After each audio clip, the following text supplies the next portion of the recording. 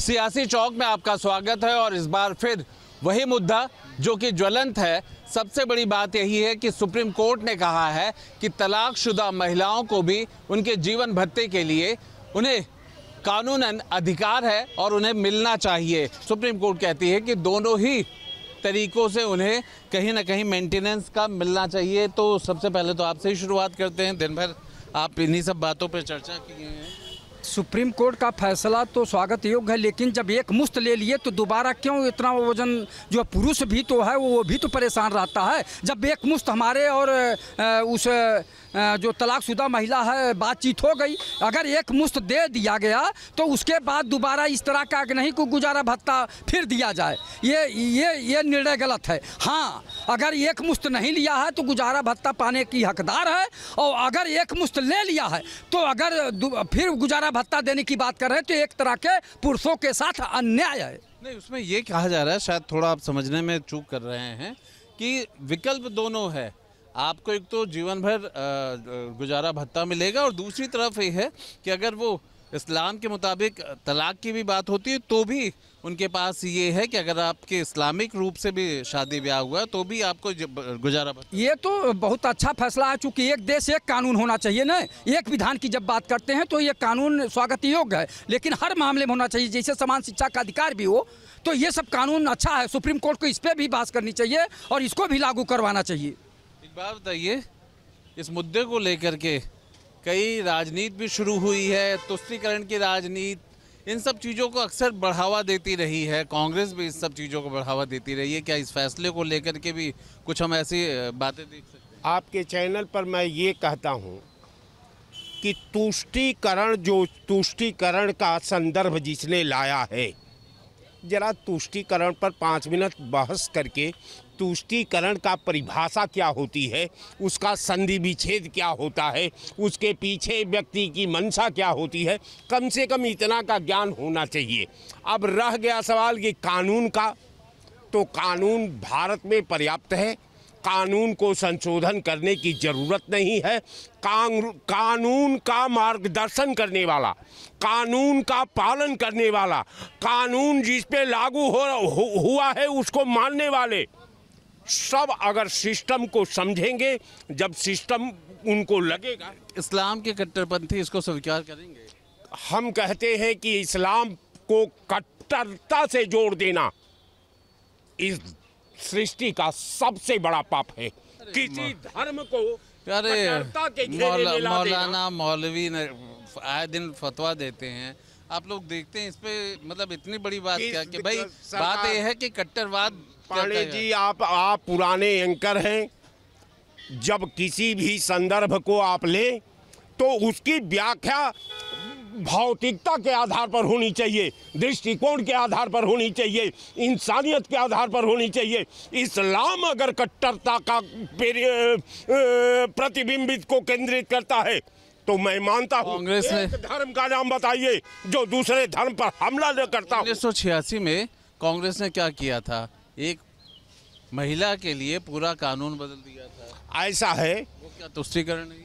ऐसा है कि एक महिला के लिए 89 में हमने हरिजन उत्पीड़न एक्ट लाया राजीव गांधी ने।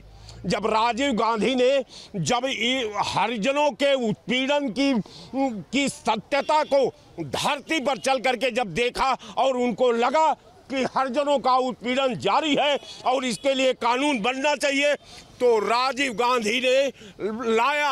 आम लोग हैं इसलिए ज़्यादा पता नहीं है, आपने तो पूरे वाक्य। तो अर्ली मॉर्निंग ही जैसे मैं सुबह उठा, मेरे को रात की कल की खबर ये मिली सडनली, और मुझे जो एक, जैसे हम लोग एक कोलोनाइज सोसाइटीज़ में रहते हैं, तो यहाँ पे चलिए मजहबी रंग तो बहुत सारे हैं, लेकिन जो लाइफस्टाइल रहने का तरीका है ह्यूमंस का वो सेम ही है कि भाई मियाँ बीवी हैं, फैमिली है, सारी चीज़ें चल रही।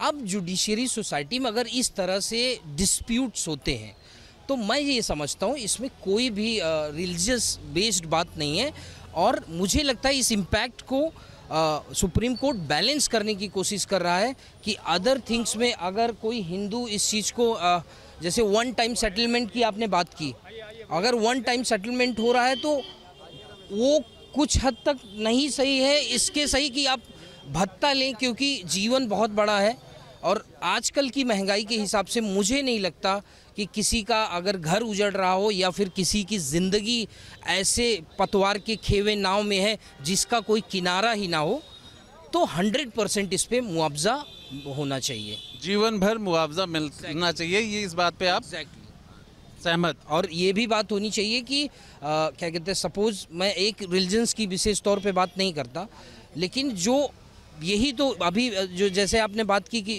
कांग्रेस ने जो तुष्टीकरण किया, देखिए आज के समय में पहले जो हिंदू एक्ट रूल्स बनाए गए हैं एज पर द कॉन्स्टिट्यूशन, उसमें एनडीए की सरकार ने कोई चेंजेस नहीं किए या फिर संविधान ने कोई चेंजेस नहीं की, जस्टिस लेवल में कोई चेंजेस नहीं हुआ।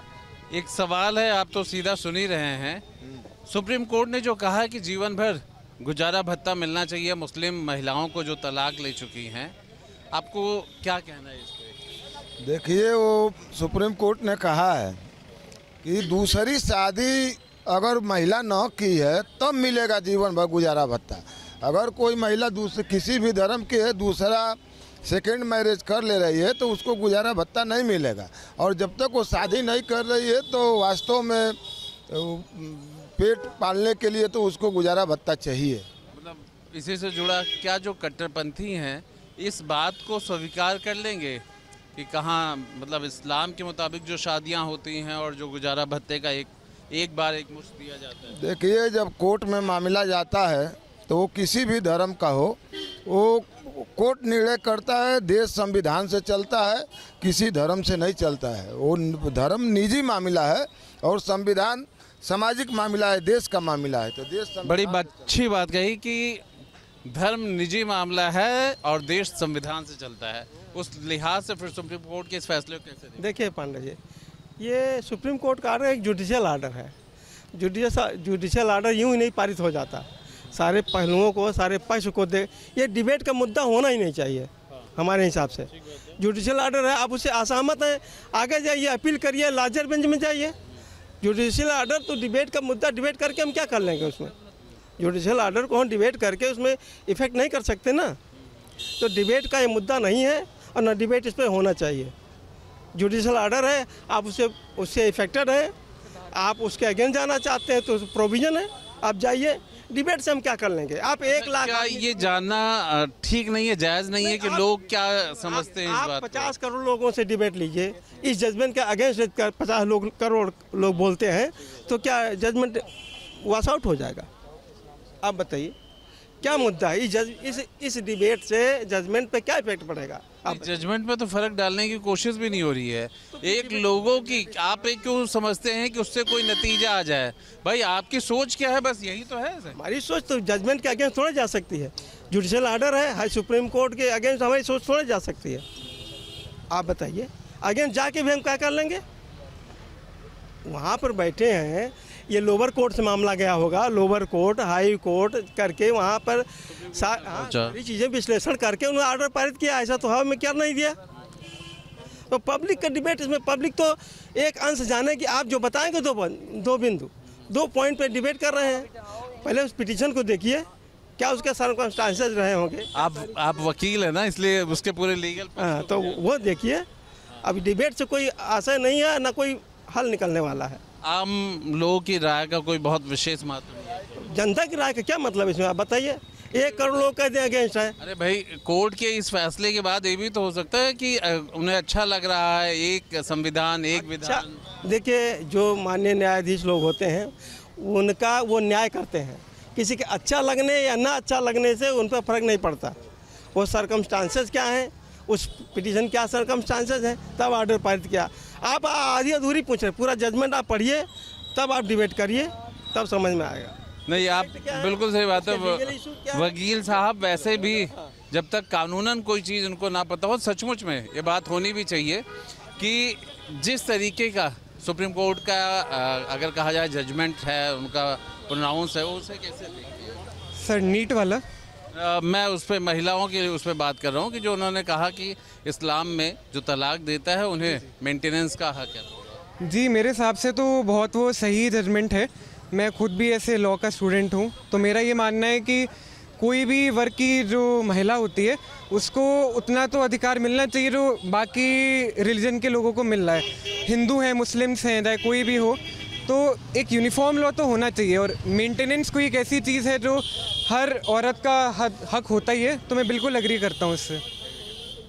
इसी के साथ हम आपको वापस लेके चल रहे हैं लखनऊ के सियासी चौक में, बस यही देखने के लिए कि किस तरीके से जो जजमेंट आया है उस जजमेंट को ले करके यहाँ के लोगों की राय, और सबसे बड़ी बात यह है कि उनके अपने अपने विचार, उनकी अपनी बातें, जो कि कुछ इस निर्णय को लेकर के है, कुछ इस निर्णय के और आगे का भी है कि किस तरीके से होना चाहिए। जहाँ पे एक संविधान हो वहाँ पे एक कानून आखिर क्यों नहीं हो। वीडियो जर्नलिस्ट दीपक के साथ आलोक पांडे, न्यूज़ स्टेट, लखनऊ।